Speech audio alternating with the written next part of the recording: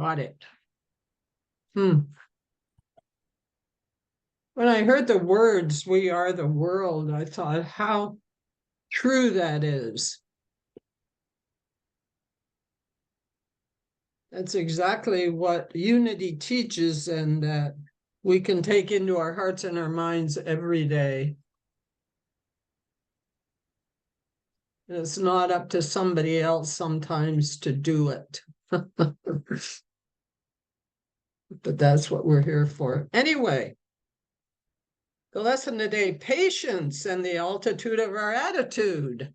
My mother, and when I hear the word patience, I can always remember my mother had a great sense of humor. She was a funny lady. And she used to look at me and say, "Patience is a virtue, possess it if you can." But you know what? Patience is more than a virtue. Here's a little story. A martial arts student went to his master teacher and said earnestly, "I'm devoted to learning your art form. How long will it take me to get the highest degree in a black belt?" The teacher replied, "It will take you 10 years. Impatiently, the student answered, "But I want to master it faster than that. I'll work very hard. I'll practice every day, 10 or more hours a day if I have to. How long will it take then?" The teacher thought for a moment and said, "Well, in that case, it will take 20 years. This is what Charles Fillmore, Unity's co-founder, says about patience in revealing work. It's an attitude of mind characterized by poise, inner calmness, and quiet endurance, especially in the face of trying conditions. And Charles Roth, a Unity minister, writes in his book, A New Way of Thinking, patience is a sign of maturity. I thought, oh, darn it. Emotional and spiritual. And sometimes our actions aren't that much different than a 2-year-old who can't have his ice cream right away. Well, I know what that feels like. The process of learning something or moving our life in a different direction, new direction, requires time, requires discipline, and most importantly at all, it requires patience.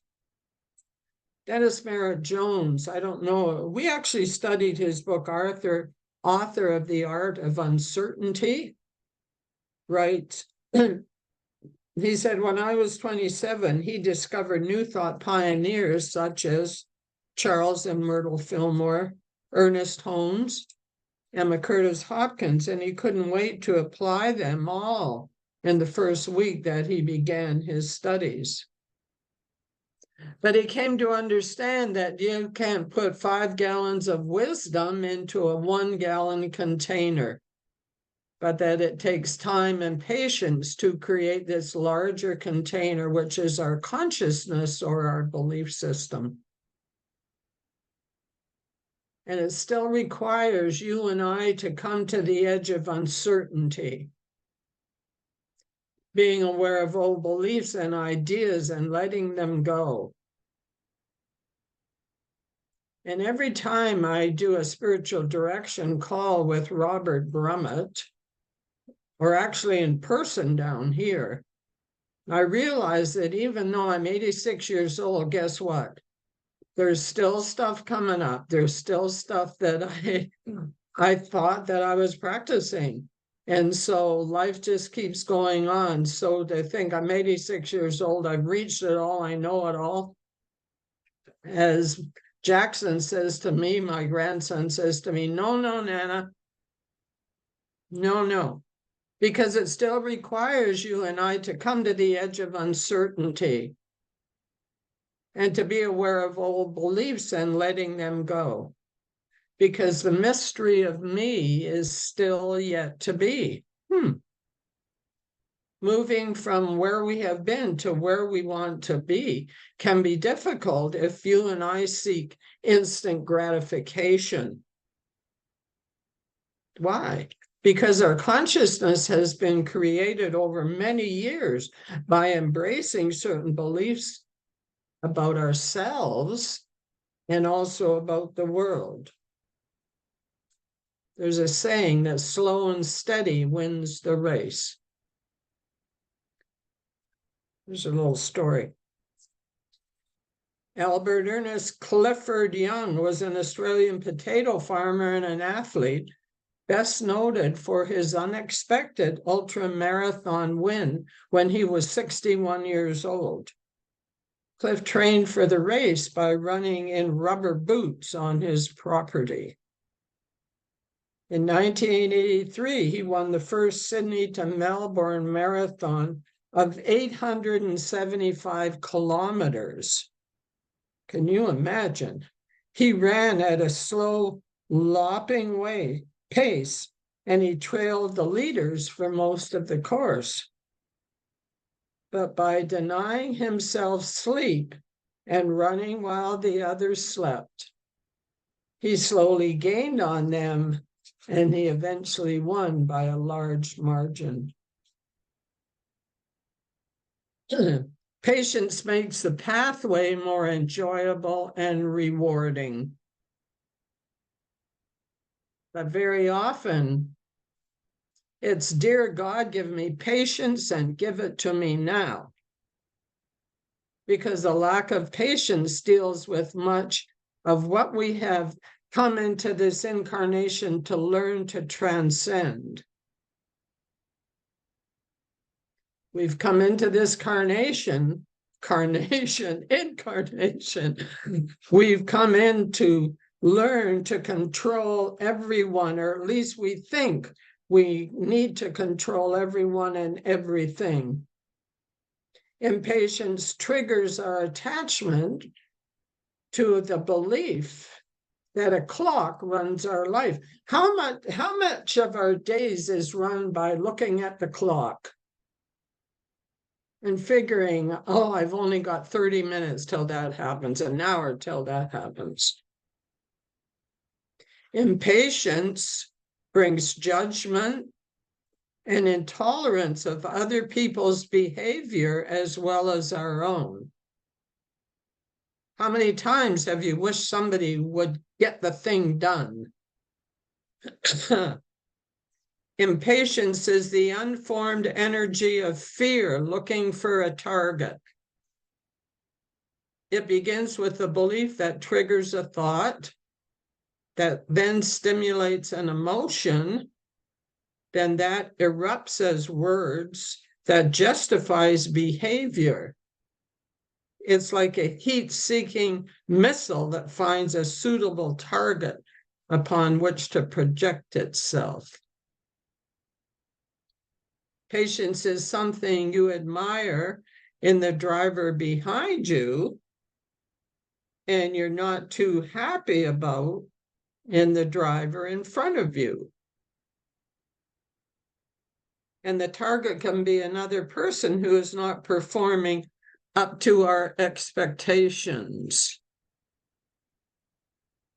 An inanimate object, such as a traffic light that seems to be stuck on red. The list can be quite lengthy, and it is you and I who are the real recipients of the negative effects of our impatience. Why? Because we suffer from the stress and the toxins from this that get dumped into our body. And worse yet are the times that we become the target. We become the target of our own impatience. Our bodies don't work as efficiently as we want them to. We beat ourselves up, or we're simply having what we might call a bad hair day. I've had a few of those. Ralph Waldo Emerson wrote, "Adopt the pace of nature. Her secret is patience." Perhaps you've heard this before. Like any plant, the Chinese bamboo tree requires nurturing. Water, fertile soil, sunshine. And in its first year, we see no signs of activity. In the second year, again, no growth above the soil. The third, the fourth, still nothing. And then finally in the fifth year, it's a miracle, because the Chinese bamboo tree grows 80 feet in just 6 weeks. With patience, we can ripen naturally. When I read that, I thought, I wonder what that means. We can ripen naturally because we learn to pace ourselves, understanding that growth of any kind needs a cycle of the seasons, and some of that is sunlight and some of that is dark. The wisdom of uncertainty works by encouraging us to slow down, move mindfully. That requires patience. Isn't there a song, slow down, you're moving too fast? Yeah. With enough patience, we learn to trust that we live in a universe that holds unlimited potential for us and is actually guiding us to that 24/7. The only way that we can receive the guidance is to open ourselves to it by being present in the moment and by listening to infinite intelligence. The same intelligence that gives birth to new stars, planets, galaxies, babies, and roses. And when I read that, and I thought, that's who we are. We are part of this whole.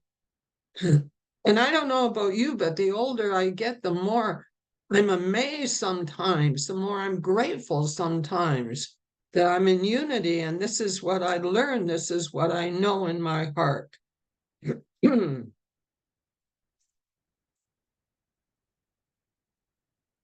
Perhaps the most patient woman in the Bible is Mary, mother of Jesus.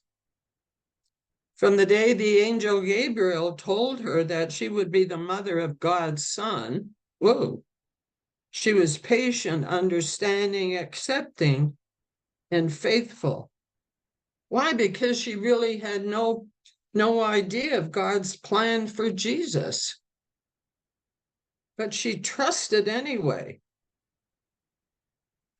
weathering the ups and downs with grace and with patience.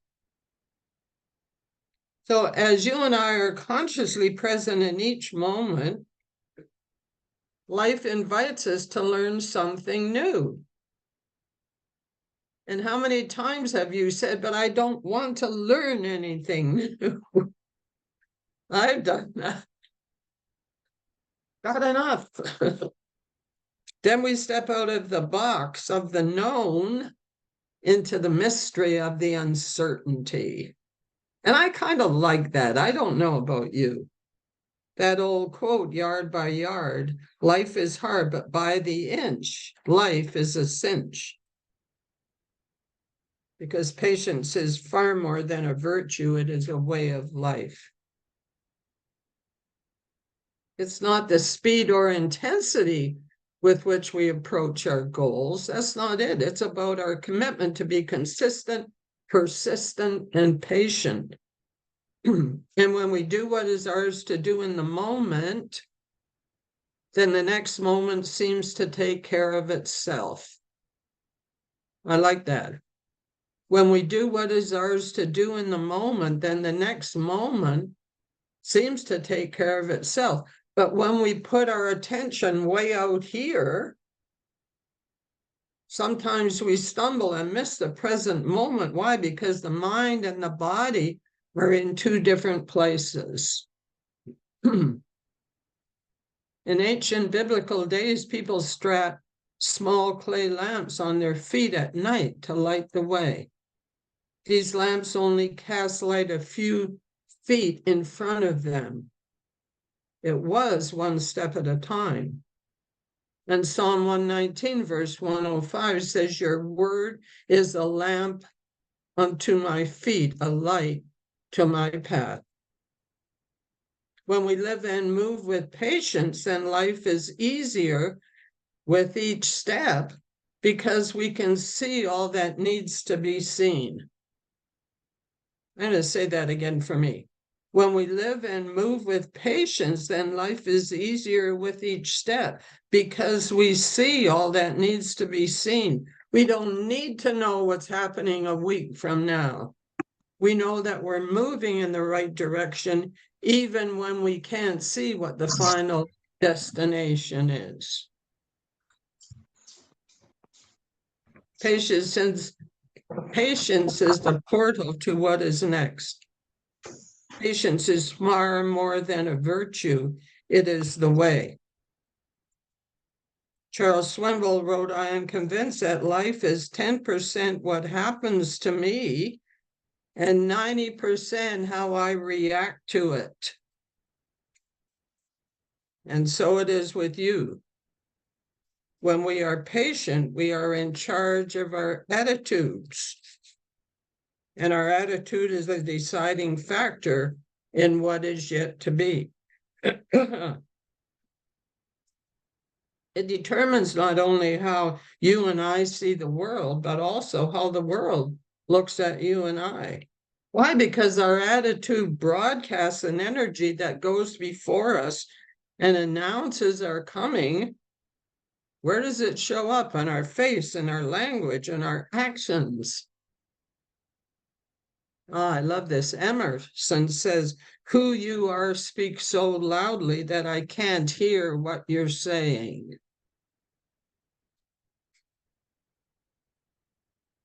We have arrived before we've even got there. As within, so without, as above, so below. A healthy attitude about life and ourselves creates healthy relationships in our healthy body. And the good news that even the slightest shift in our attitude can alter the entire course of our life in significant ways. I love this next sentence. We are always forecasting our own future. Have to remember that. We are always forecasting our own future. It's been said that all people are mystics and they fall into two categories. This kind of corny. A pessimistic, and what's the other one? An optimistic. It's rather a silly play on words, but I think you get the point. And the law of attraction assures us that we are predicting our future based upon where we're putting our attention. When we have a well-balanced attitude, we know that a whole and happy life isn't free of obstacles, but very often comes with an abundance of obstacles. We also know that obstacles be seen as the perfect stepping stone that leads us to a higher ground. You know that stuttering led me to a higher ground. There's a chapter in my book that says stuttering is my gift. There's a Taoist story of an old family who had worked his kraut for many years. One day his horse ran away. Upon hearing the news, his neighbor came to visit, and oh, such bad luck, they said sympathetically. Maybe, the farmer said. Well, the next morning, the horse returned, bringing with it 3 other wild horses. How wonderful, the neighbor said. Maybe, replied the old man. The following day, his son tried to ride one of the horses, was thrown and broke his leg. You know what's coming. The neighbors came again to offer their sympathy. Maybe, answered the farmer. The day after, military officials came to the village to draft young men into the army. Seeing that his son's leg was broken, they passed him by. The neighbors congratulated him. Same thing. Maybe, said the farmer. What allows us to live in the mystery and love is the attitude that we choose to bring to life. Jones writes, As I was preparing to go into meditation, I gazed out the window of my hotel room on the 28th floor in Las Vegas. And suddenly a man appeared right in front of me on a scaffold, began washing the window and happily singing what sounded like "What a Wonderful World" at the top of his lungs as he listened to his iPod. My initial reaction was, oh, great. How am I supposed to meditate with this guy just hanging there, singing like the leader of a Las Vegas karaoke band, looking right into my window? But then I noticed that the window was so darkly tinted that he couldn't see me at all. He wasn't putting on a show for me. He was genuinely happy doing his job. That was when I realized that my master teacher for the day had just descended from above and was dangling right in front of me as if sent directly by God, giving me a personal concert 28 stories off the ground in 105-degree desert weather.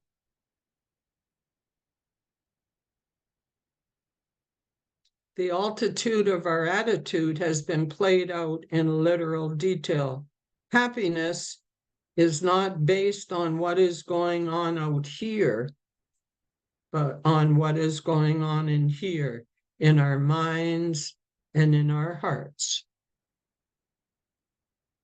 We've been taught that happiness happens when everything is as it should be.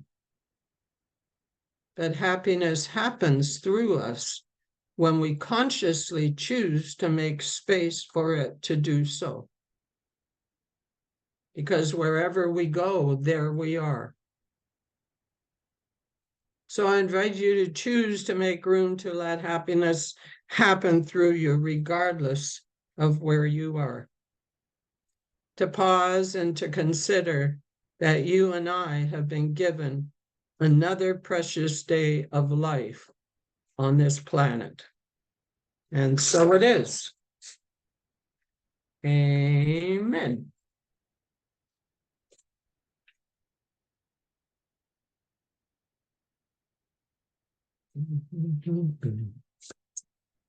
Okay, so we go into meditation now, Patty? Yes, please, Mary. Okay, I didn't know if there was music or something first. Huh. I invite you to close your eyes if this is comfortable for you, or just to sit there and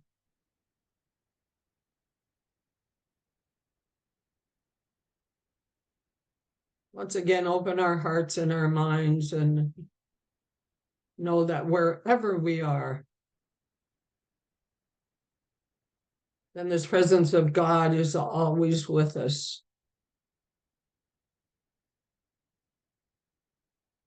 No matter what is going on inside or outside of us, the presence is always there. The love is always there. The peace is always there. The joy is always there.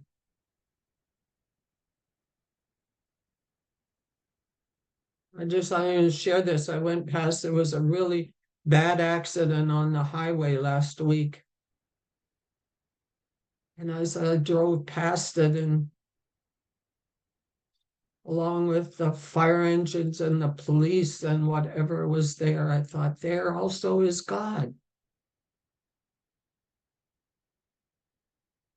Sometimes when we see a situation like that, that is the last thought, and yet that is the truth. That wherever we are, wherever we go, this is who we are. We are the Christ. We are the presence. And so we say thank you for the words of Charles and other people who have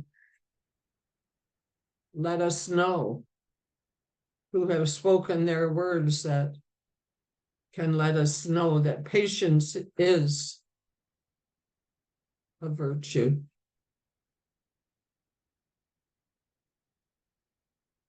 Patience is always who we are. And so let us remember that as we go through our days, and sometimes we judge, sometimes we blame. We step out of the Christ into old habits, into old thoughts. And let us know at the same time that God is always with us, that we are always the Christ.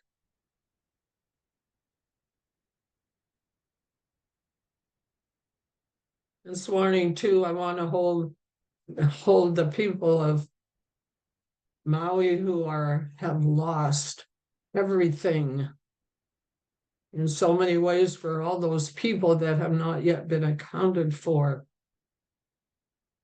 We know that in the midst of all, there is God, there is love.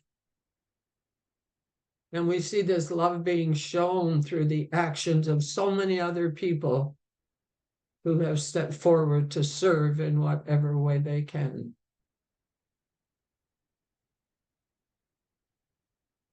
And so let us spend a few moments in the silence,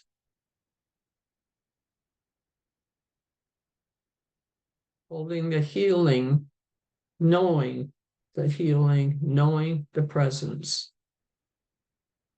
in the silence.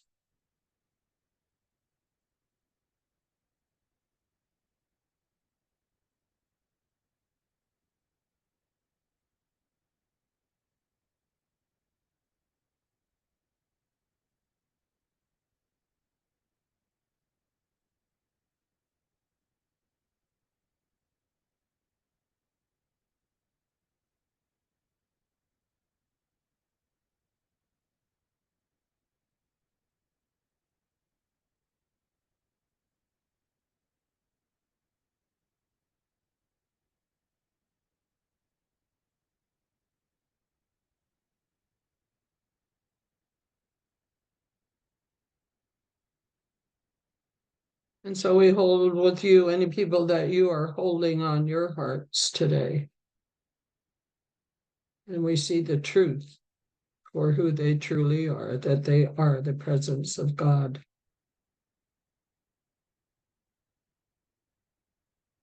We thank each of you who come together to make this Sunday service possible. We are grateful. And so with gratitude in our hearts for that, and for so many other ways in that we are blessed, we say thank you, God. And so it is. Amen.